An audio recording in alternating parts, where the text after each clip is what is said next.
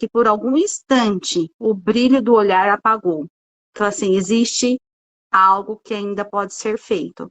Existe algo que você consegue, dentro da sua realidade, colocar para dentro de você e entender que, de repente, às vezes, até mesmo essa sua dor é aquilo que Deus tem te chamado para gerar vida.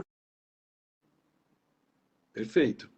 É isso, Cláudio. E o que a gente vê assim, né? Muitas pessoas querem, eu quero impactar 1 milhão de pessoas, eu quero fazer isso, eu quero fazer aquilo.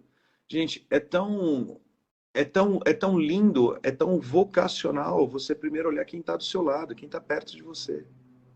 O impacto começa ali. É os filhos, é a esposa, o esposo, são os amigos.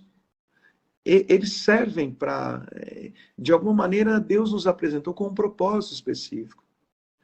Então, Cláudio, assim, eu fico muito feliz de ter sido convidado para essa live hoje, de poder compartilhar um pouco, de falar dessa minha inquietação, desse amor que eu tenho pelo ser humano, das minhas imperfeições, de entender que eu sou imperfeito, mas é que é nessas imperfeições que o amor, ele, por mim mesmo, o amor próprio, ele também vai se aperfeiçoando.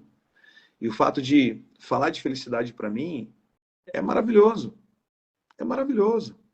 Porque é o que dá sentido à vida das pessoas. Não importa quanto você ganha ou quanto você tem na conta bancária.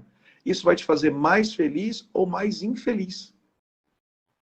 Agora, o que está dentro de você é diferente. Não é externo. É de dentro para fora. E aí eu consigo ganhar um salário mínimo e ser feliz. Aí você fala, Charles, tem isso? Tem. Tem. Tem. E tem muito. Tem muito. Tem muito. Agora, eu preciso parar de atrelar minha felicidade aos outros. Eu preciso de parar de atrelar minha felicidade à dependência do meu esposo, dos meus filhos. Eu tenho que começar com o amor próprio, por mim. E se eu quero me conhecer, a primeira pessoa que eu tenho que perguntar é para quem me criou. Se eu perguntar para o cara que constrói o carro da Toyota, ele vai me falar peça por peça, qual o significado daquela peça. Por que aquela peça está ali? Se eu quiser saber qual é o meu propósito nessa vida, qual é o meu sentido nessa vida, a primeira pessoa que tem que consultar foi quem me criou. Ele pensou onde você ia nascer, ele pensou de que pais você viria, ele pensou que caminho, que cidade você nascer, ele pensou em tudo, na cor do seu cabelo, nos seus olhos, ele pensou em tudo com um propósito específico. Eu não preciso caçar esse propósito, não, eu preciso me conectar com o criador desse propósito, porque daí a cada dia esse propósito vai ser revelado dia após dia, ano após ano, semana após semana. E não pense você que muitas vezes o teu propósito, você acha que propósito é uma coisa estrondosa, grandiosa. Não, às vezes o teu propósito é ser a melhor mãe do mundo. Às vezes o teu propósito é dar o carinho para o teu esposo que os pais não deram. É fazer com que o teu esposo se sinta o melhor homem do mundo. Mas como que isso não pode ser um propósito? Claro que é. Claro que é. Você educar um filho, que é um propósito mais glorioso do que esse, você formar um cidadão e colocar para um mundo para também cumprir o propósito dele. Quer propósito maior do que isso? Aí eu vou ficar buscando, Cláudio, um propósito que alguém lá na internet fica dizendo que você precisa caçar um propósito, você precisa encontrar um propósito, sendo que o meu propósito já existe. Quando eu disse sim lá naquele altar, quando eu botei uma aliança no dedo, ali eu já estava selando uma parte do meu propósito. Agora, o que vai acontecer após isso, eu posso transcender? Posso. Eu posso transbordar isso para outras pessoas? Posso. Mas primeiro eu tenho que me realizar. Eu tenho que me preencher primeiro. É a ordem. Por isso que ame ao próximo como você ama a si mesmo. Sim. Então, quando a gente entende esses princípios, Cláudio, a Bíblia faz sentido, Deus faz sentido, a sociedade começa a fazer sentido, por mais doente, permissiva e maluca que ela esteja, a vida começa a fazer sentido.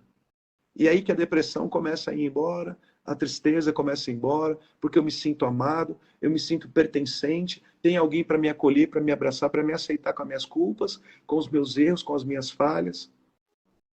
É uma pessoa que vai me olhar sem julgamento, que eu posso falar o que for para ela. Ela não vai dizer você é pecador, você é isso, você vai para o inferno.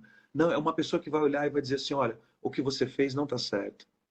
Mas isso não tira de você quem você é na essência. A imagem e semelhança de Deus. Então, a felicidade começa com esse kitzinho que a gente falou. Mas ela transborda quando eu transcendo, quando eu me autorrealizo e quando eu transbordo isso para outras pessoas. Aí faz todo sentido. Eu preciso caçar isso? Não.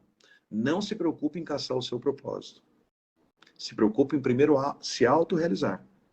E automaticamente o seu propósito vai vir no paralelo. Quando você vê, você já está cumprindo o seu propósito.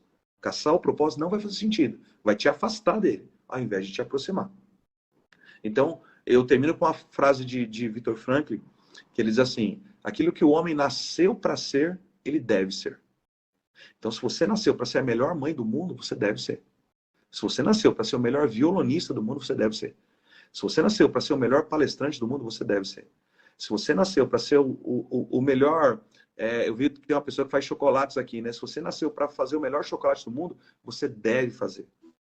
Porque é quando você faz aquilo pelo qual você foi chamado, vocacionado, aí então você se autorrealiza e você transcende isso.